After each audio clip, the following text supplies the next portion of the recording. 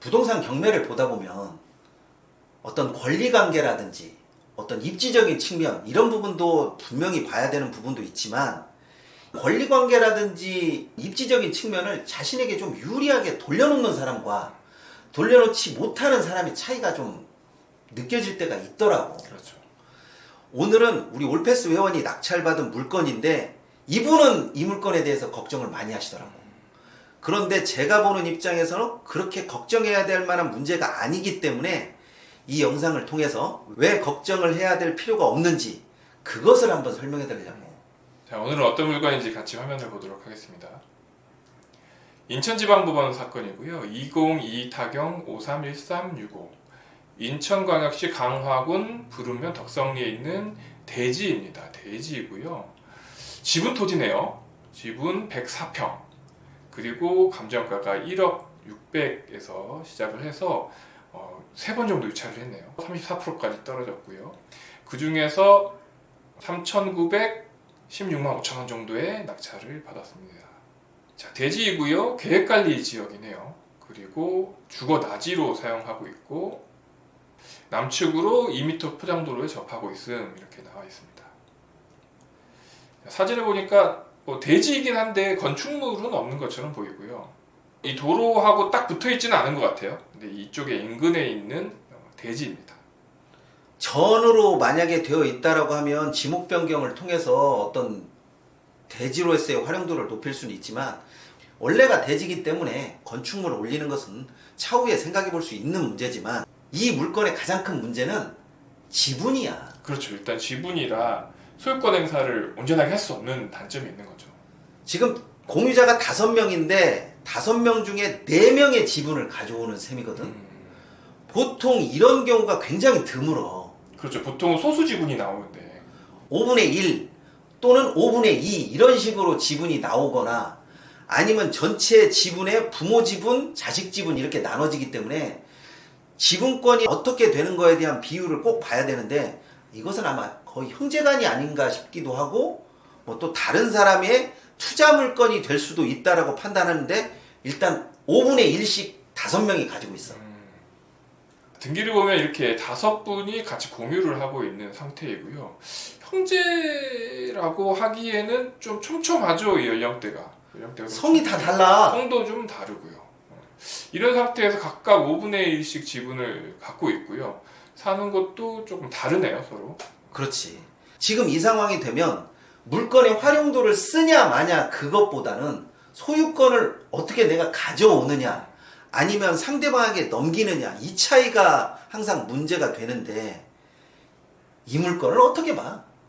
보통은 내가 다수지분권자면 어떻게든 소수지분권을 사와서 온전하게 하나의 물건으로 만드는 게 가장 베스트긴 하죠. 대부분 사람들도 다 그렇게 생각을 할 거란 말이야. 근데 이 상황에서는 저 소수지분 5분의 1을 지분을 가지고 있는 사람의 지분을 살 수 있을까 없을까? 돈을 많이 주면 살 수 있겠죠? 그런데 그게 그렇게 되지 않는 경우가 이런 케이스야. 왜냐하면 우리가 일반 매매로 물건을 취득하려면 여기에 걸려있는 가압류라든지 가등기 같은 경우에는 없어지지 않고 그대로 따라오는 경우가 일반적이야. 그렇죠. 이것을 돈을 줘가면서 풀어야 되는 것은 매도자가 풀어야 되는데 경매 지분으로 낙찰받은 사람이 무슨 수로 저거를 돈을 줘가면서 푸냐고. 그러니까 그 5분의 4 지분을 내가 경매로 취득했는데 나머지 그 소수 지분권이 5분의 1 지분 소유권에 대해서 지금 압류가 걸려 있다는 거죠? 그렇지. 저렇게 권리자가 인천광역시 또 서울특별시 강서구 이렇게 두 군데에서 압류가 걸려져 있어. 이 압류가 걸려져 있는 것을 과연 내가 어떻게 처리할 수가 있을까? 여기에서 뭔가를 좀 아는 사람과 뭔가를 알지만 어설프게 아는 사람의 차이가 있어.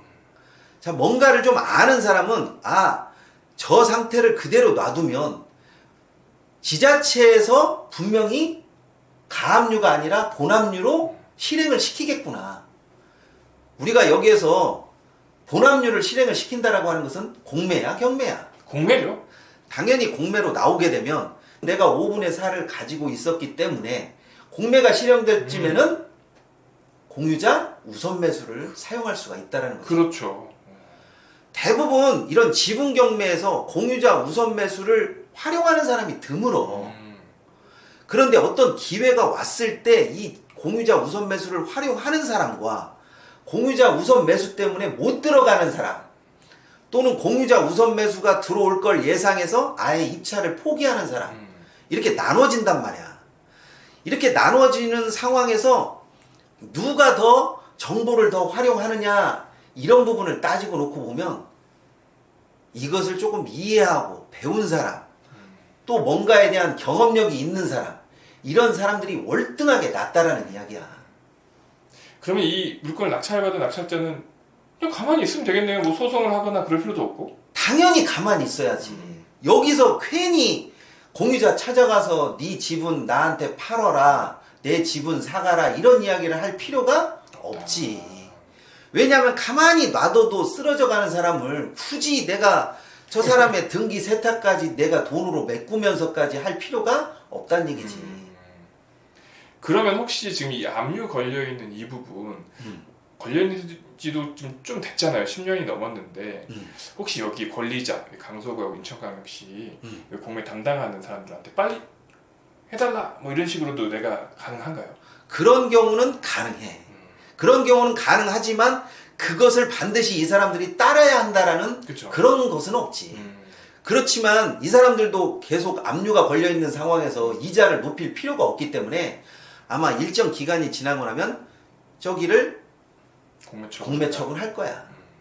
공매처분 하게 된다라고 하면 바로 나가서 내가 매수를 한다라기보다는 어찌됐건 공유자 우선 매수가 있으니까 느긋하게 기다렸다가 공유자 우선 매수권을 활용하는 게 좋고, 현재 상태에서는 만약에 토지를 사용한다라면 내가 과반 이상의 소유권을 가지고 있으니까 그냥 사용하면 되겠지. 그렇죠. 그러면 만약에 공매로 진행이 된다면 저렴하게 낙찰을 받아야 되잖아요. 그건 당연하지. 공매 같은 경우에는 낙찰자가 된다고 하더라도 공유자에게 반드시 연락을 해.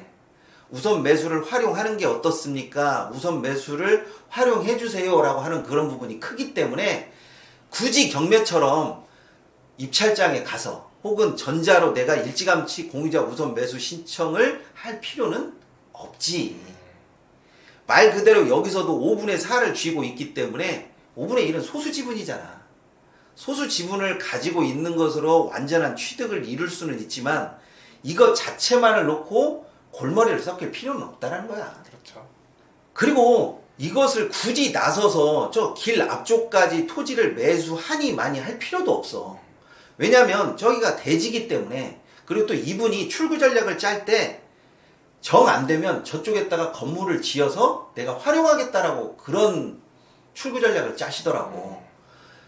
이런 시기까지 하게 된다라고 하면 도로와 연결되는 부분을 꼭 돈을 주고 산다라기보다는 토지 사용 승낙서를 받아서 건축물을 올리는 그 방향도 좀 중장기적으로는 생각해 볼 필요가 있는 거지. 처음부터 장기적인 전략을 가지고 접근했기 때문에 그런 식이 됐다는 얘기죠. 그렇지. 만약에 이 물건을 단기적인 전략, 내가 저 물건을 취득해서 공유자에게 팔겠다. 사겠어? 안 사죠. 당연히 그런 전략은 현실성이 없기 때문에 처음부터 생각 자체를 안 했으면 좋겠어. 그런데 꼭 지분 경매에서는 이런 생각이 만연돼 있어.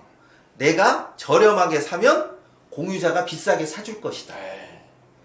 이 전략이 정말 먹히지가 않는데 이런 전략이 최고인 것처럼 자꾸 말을 하다 보니까 사람들은 그게 최고인 줄 알아.